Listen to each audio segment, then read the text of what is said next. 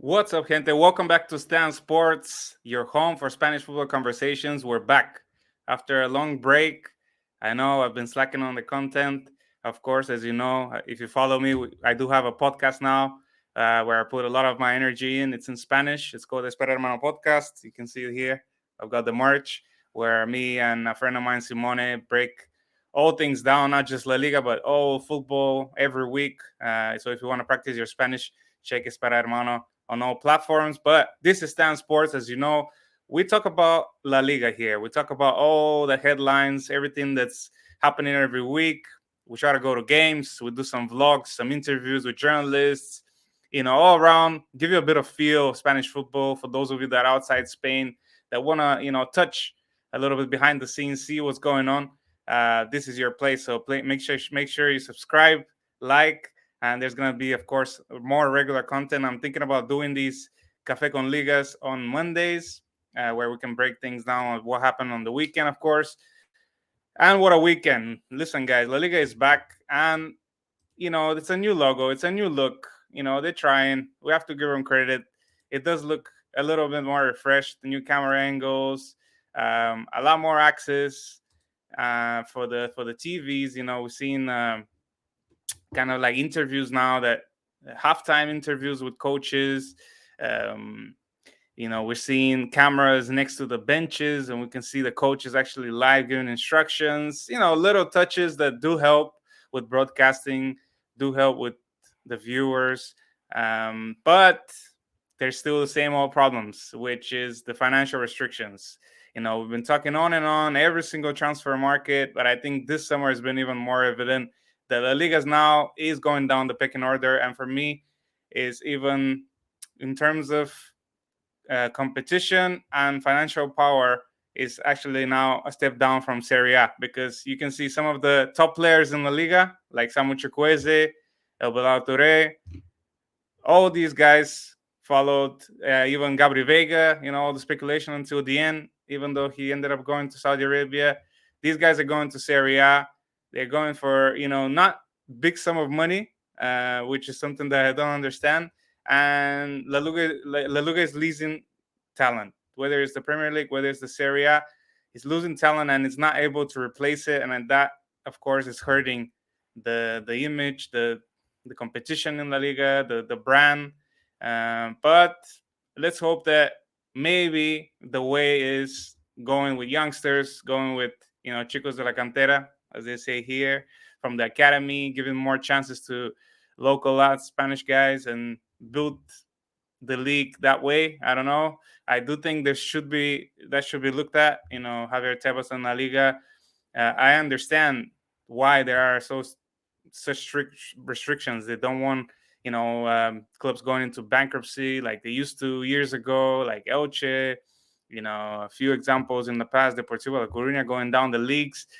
But also, you have to make it in a way competitive, and you have to be allowing for those owners to spend money, because it's not even that, La Liga owners are poor or anything. We've got some of the richest businessmen here. The owner of Almeria is also a Saudi investor with lots of financials ready to invest, but because of the current restrictions, he's not able to. And that should be looked at, definitely, because we need to see more talent coming to La Liga from different leagues, and not just this free transfers, loans that's been happening there all summer. And teams like Betis and Sevilla can't even register players and things like this.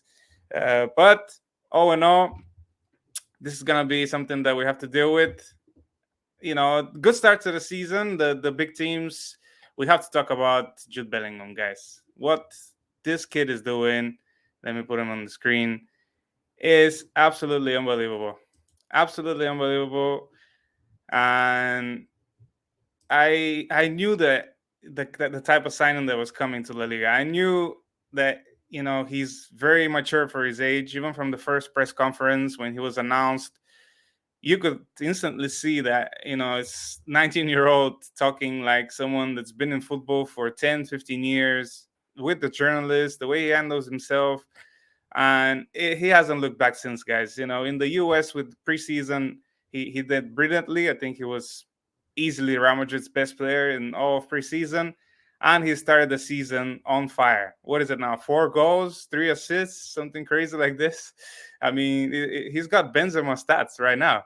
I know it's only 3 games, but he does seem to be the X factor right now. And it's crazy to say in a Real Madrid team that's got so many veterans, so many players have been there over the years and won things. And for such a young lad that just turned 20 to turn up, English, of course, doesn't speak the language completely yet, but he just looks settled in, like he's been there for a lifetime. And he is a little bit hiding the problems that Real Madrid has with the squad, because let's be honest, Real Madrid is still at 1 or 2 signings short in the attacking department. You can't let Benzema, Hazard, Mariano, all these guys go and not replace them with at least options on the bench, because okay, Joselu, brilliant little signing, of course, for free. He's going to bring you close to 15 goals a season, what he always does in the Liga, maybe 20 if it's in a Real Madrid shirt. He is a talented goal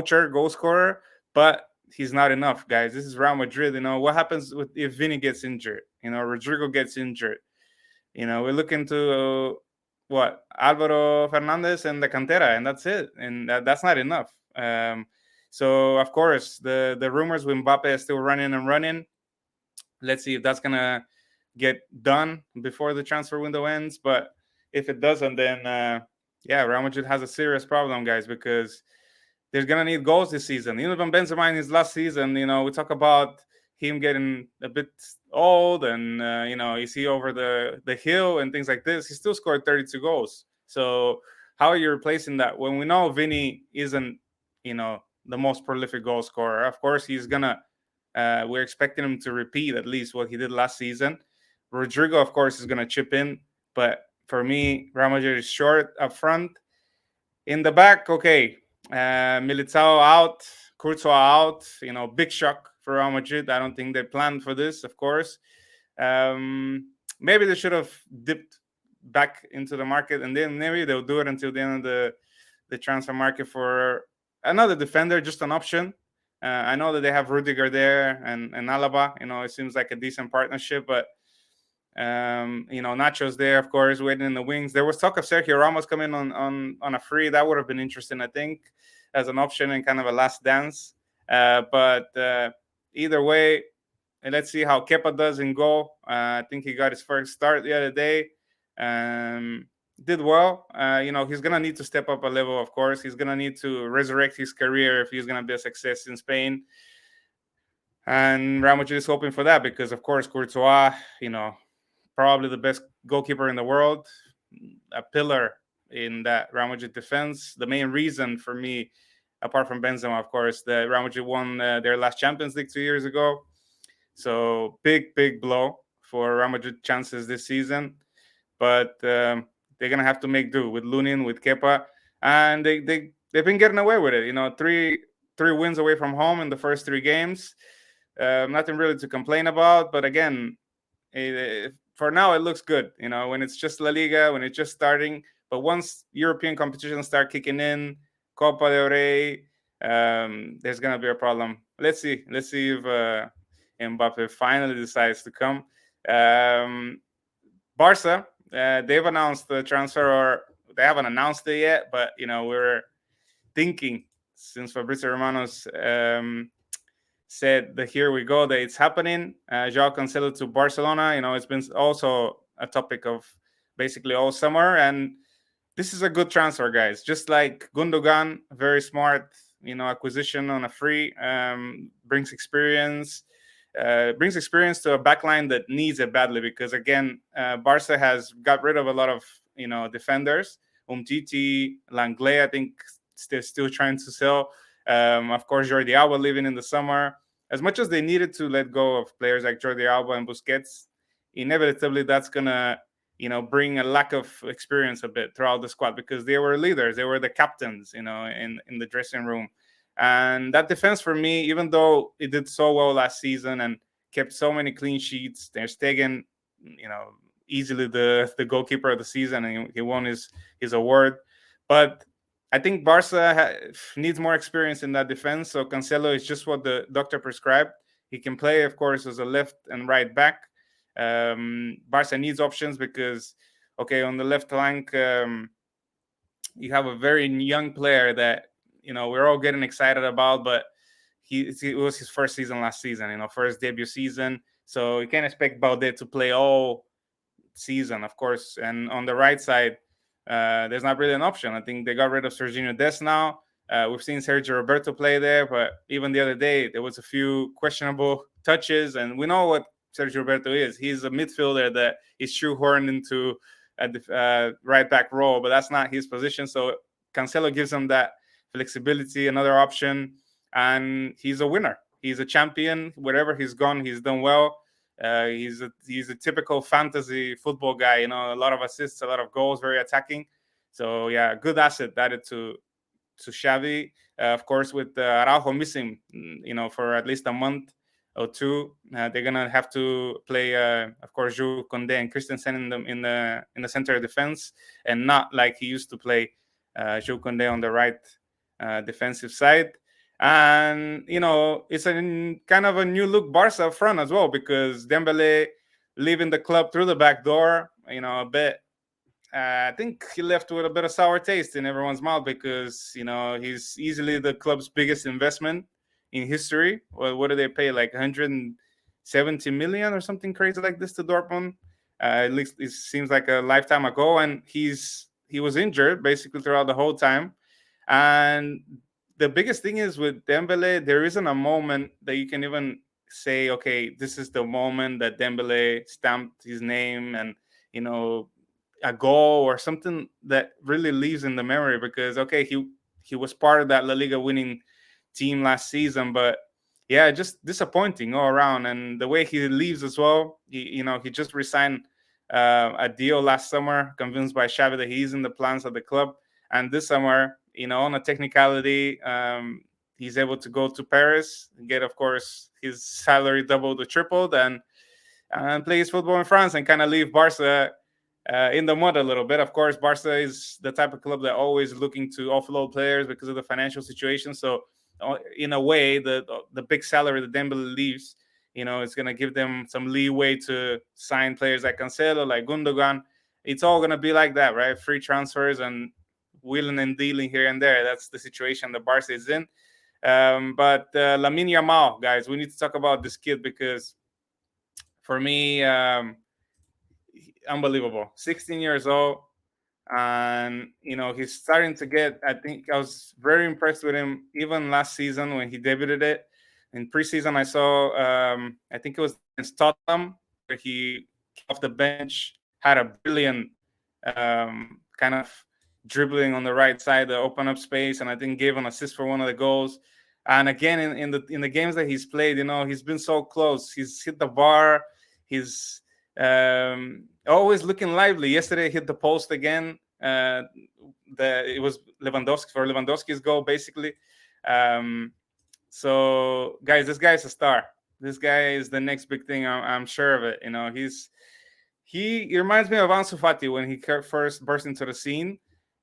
Different player, more of a winger, more in the Dembele mold. So exactly what Barca needs right now, especially with Rafinha's suspension. He looks to be starting Lamine Yamal, and by this point, the Brazilian will have to do something extraordinary to win his place back into the team. As we said, Lewandowski off the mark. But what a crazy game yesterday with Villarreal, 4-3. I mean, what a thriller. I think these teams, every 5 years, they do a game like this, changing possession, changing a bit of chaos. So a little bit unorthodox for Spanish football, the way yesterday was with, of course, Barca 4-3. There was Athletic Club Betis 4-2. Late drama in Valencia Osasuna, with Osasuna grabbing the late win. And what was the other game as well? Granada Mallorca 3-2. So I think little by little, Alaves Sevilla last on Monday, when Alaves won 4-3. So good signs for La Liga, that hopefully we're because last season there was by the back end of the season, to be honest, there was a lot of games that was very slow tempo, not very dynamic, hard to focus on the games. And of course, with the quality of the Premier League, when you see the way the tempo is played there, you do miss that. But it does seem like La Liga is starting well. So yeah, good news for us, La Liga lovers.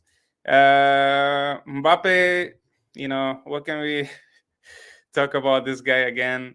Rodrigo Fez from ESPN the other day coming out again that it's happening. He can get his carta libre, as they say, and leave PSG. I don't know, guys. I think we're beating a dead horse here, and I don't know what else we can add to this speculation. Of course, if it does, Real Madrid ends up pulling it off, we say, wow, this is perfect transfer window for Real Madrid. Fran Garcia, Arda Güler, Jude Bellingham, Mbappe. You're saying right. They've strengthened in all sections of the team. But if not, as we said, for me, still a little bit short. Real Madrid, if it doesn't happen until the end of the transfer window. Let's have a quick look at the standings. I don't know if you can see it on here. Yeah, it's a bit zoomed out, but basically Real Madrid with 3 wins out of 3. Girona doing really well, not surprising me, to be honest. They already at the back end of the season, they were one of the best performing teams, and they started the season really well. And they're going to be a threat, guys. Don't forget, Girona is part of Citigroup, another team that can spend, another team that has a lot of connections and gets, usually good players on loan. They still have a lot of quality throughout that squad. They still have Stuani with lots of goals. So careful for Girona. Barça still unbeaten as well. And apart from the Villarreal game, had clean sheets in the first 2. Rayo, a team that is playing today, of course, Rayo against Atletico Madrid in Vallecas. It's a Madrid derby, and let's see what Atleti does, because Atleti this season, I think there's a chance. There's a chance because Real Madrid has, as we said, a bit of a short squad. How are they going to perform without their most iconic player after Ronaldo left, Benzema, in the last few years? So a bit of uncertainty. Barca, the same, right? They're the reigning champions, but some changes throughout the team. Some of the old guard leaving, some young players. How they're going to cope. And in that, Atleti looks like the team that's the most settled, right? Because they've had basically the same squad over a period of time now. They'll be able to refresh the defense with Espelicueta coming in, Javi Galan, Soyuncu as well. So they've got the squad, and they've got the stability in that squad to challenge.